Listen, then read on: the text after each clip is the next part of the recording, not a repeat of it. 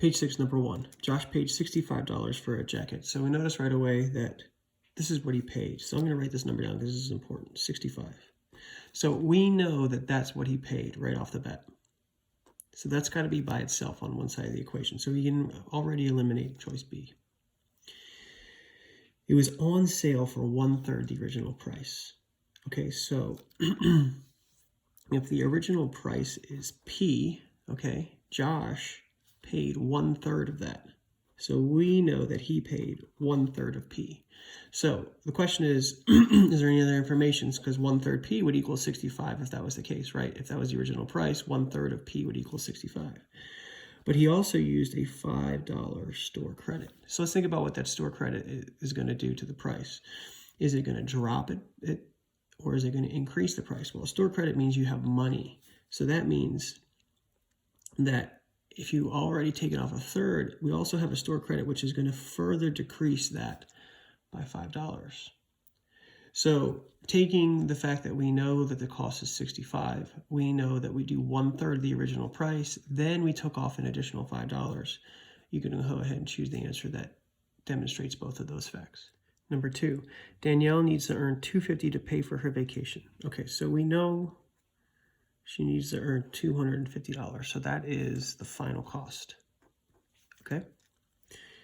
She has $28 saved. So that means she already has $28 in the bank, right? She has $28 in the bank. So we know that she has 28 of the 250, right? So what we can do right now is we can take the 250 and we can subtract $28, right? We can take the 250 and subtract 28 because that's already going towards the cost. So she's got 28 in the bank. She's going to put towards a 250, so we subtract, and we're going to get $222. So now she still needs to come up with $222, right? Well, she earns $12 per hour after taxes. So how many hours does she need to work? So what we're going to do now is we took off the 28 from the 250 because we're going to put that towards. And now we have this 222 left. And we're going to go ahead and we're going to divide that by 12, right? And once you divide that by 12, that's going to give you the amount of hours that Danielle needs to work in order to come up with her money to pay for her vacation. Number 3, when Teresa got her puppy, it weighed 6 pounds less than 2/3 of its weight now. Okay, so let's imagine we know its weight now. Let's call its weight now W. Okay, that's his current weight now. So it weighed 6 pounds less than 2/3 of its weight now. So if I do 2/3 of its current weight, right? And then we want 6 pounds less than that. That's what that expression would look like, right? 2/3 of its weight now minus 6. If the puppy weighed 4 pounds when she first received it, what is her puppy's weight now? So we're going to set that equal to 4, right? Because that expression is we got 2/3 of the weight minus 6 equals 4. And then now you have a two-step equation. So remember, think opposites here. Think about what your first step would be. How am I going to move this minus 6? So think about that. How do I move that from both sides? Remember, we would add 6. We would add 6. So now you have 2/3 of the weight now equals 10. And I'm going to leave it to you to try to solve this. So 2/3 of a number is 10. Think about what number that would be in order to give you W, and then you're going to tell me what W equals. Number 4, the diagram shows the dimension of a rectangular stage at a theater house. So we have these two dimensions, right? This is my length, 2x plus 16. This is my width, 3x minus 10. The perimeter is 182 feet. What is the length of the stage? Ooh, this is a tough one.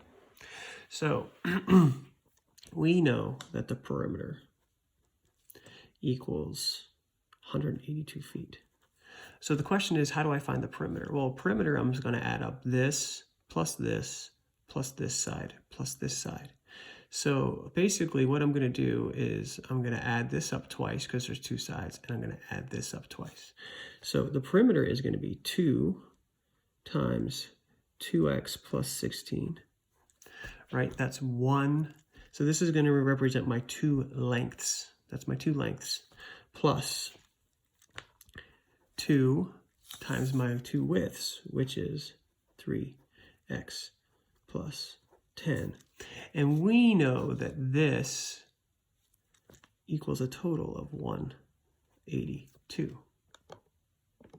Okay, so we have this equation, right? This represents my length, this represents my width, and I have to double my length and I have to double my width to equal the perimeter. Does that make sense? So 2 lengths, 2 widths, that's all the way around, because when we go around a perimeter, right, length, length, width, width, length, length, width, width. There we go. So what we're going to do now is we're going to go ahead and distribute this 2 to both of those terms. So 2 times 2x is 4x. 2 times 16 is 32. Plus 2 times 3x is 6x. 2 times 10 is 20. And now we're at a multi-step equation, right? So we want to look for our x terms. 4x, 6x. So we add 4x and 6x. That's 10x, because we can only add our x terms together. We have a 32 and a 20, so 32, that's positive, 20, that's positive. We add those together, 32 plus 20 is 52. And that equals 182. So now we're at a 2-step equation. So think about doing opposites. How do I move a positive 52? How do I remove a positive 52 from this side? So what I want to do is, if I remove 52 from this side, remember, to keep the equation balanced, I can't just take off 52 off of one side, and because the scale would tip, obviously, to this side. So I need to remove that from the other side. Remember, so we're trying to do opposites to cancel. So that cancels. I'm left with 10x. 182 minus 52 is 130. And then remember, think about how 10 is bound to x. 10 times x means we're going to do the opposite, which means we're going to divide. So we get x equals 13. So that's not what the question is asking us, right? The question, if we go back to it, says, what is the length of the stage? So remember, we have our length that is represented by this statement. So our length is represented by 2x plus 16. This whole statement represents our length. We also have this value for x. So in order to finish this problem, you're going to go ahead and you're going to plug in that 13. And you're going to evaluate this statement. And that's going to be your length. And you can select that answer. Number 5. The sum of 3 consecutive integers is 147. Which equation represents how to find the least integer? Okay, so we need to know what consecutive means first. Consecutive means that the numbers are in order. Like 4, 5, 6. That would be 3 consecutive integers. Or 1, 2, 3. Those are 3 consecutive integers, like boom, boom, boom, right in order. So now, if I represent this using variables, well, let's represent the number 1 with n, right? So how do I create a 2 based off of n? Well, 2 is 1 more than 1, so I'd represent the 2 with an n plus 1. Okay? So if I put the number 1 in here, 1 plus 1 is 2. So now, n can't change. I can't just change the value of n. So n's always the same value, right? And so based off of n, 3 is how much bigger than 1? Well, 3 is 2 more than 1.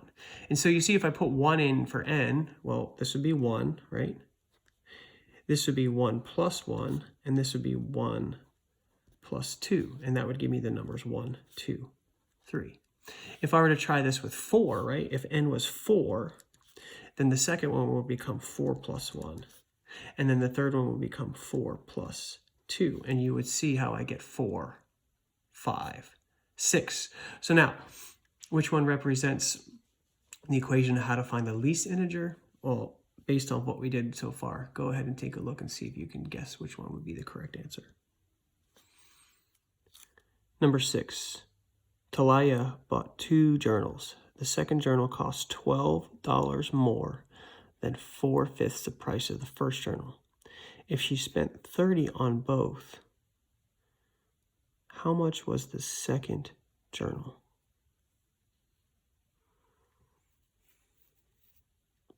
So we have journal number 1. So let's call journal number 1 J.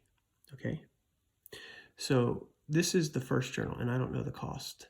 But we have J plus some unknown and that equals $30, right? So we don't know the cost of this one, and we need to figure out how to represent the cost of the second one, and that equals $30. So now we have some clues in here, right? So let's look through this. So now we need to describe the unknown journal, right? Because I have my first unknown J, and then the second part is based off of J. So let's write an equation. So the second journal costs $12 more. So that's a plus 12, $12 more than 4/5 the price of the first one. So 4/5 of J. Right, so now I have my first journal, which is J. So this is my first journal. This is my second journal, which is the unknown, and we represented the unknown with this equation. So we have journal 1 plus journal 2 equals 30. So now I'm going to rewrite my equation. So journal 1, which is J, plus journal 2, which we can represent with 4/5 J, plus 12, and we can set that equal to 30. So now we have a statement that expresses journal 1, there's journal 1, this whole thing is journal 2, and that equals $30, and now we just need to solve it. So first we're going to combine a J. So think about this as 1J and 4/5 J. So we're going to think of this 1 as 5/5, because 5 divided by 5. So now we can add 5/5 plus 4/5. So 5 plus 4 is 9. We keep the bottom number when we add fractions. So I get 9/5 J plus 12 equals 30. And now we're at a two-step equation which we can solve. So remember, I want to get to this J, so I want to work with the farther operation. So I want to deal with this plus 12. And remember, we can subtract 12 from both sides to get to our answer. Because we want to cancel off that 12, and we want to be left with just our 9/5 J, and 30 minus 12 is 18. So now the question is how do I cancel off the 9/5? So this is where I would multiply by 5 first, right? Because this 5 and this 5 are going to cancel. So 5 gone. So now I'm left with just 9J. 18 times 5 is 90. And then now I have 9 times J, so we're going to go ahead and divide by 9. Divide by 9, so J equals, and you can go ahead and select the correct answer. Well, not yet, because now we get 90 divided by 9, which is 10, right? Well, let's look at our choices. None of our choices over here have a 10. So we need the second journal. And remember, we have an equation that represents the second journal, which is our equation which represents the second journal, which is 4/5 J plus 12. Well, now we know that J equals 10. So what we're going to do is we're going to substitute 4/5 of 10 plus 12. And so go ahead and evaluate that and select your answer.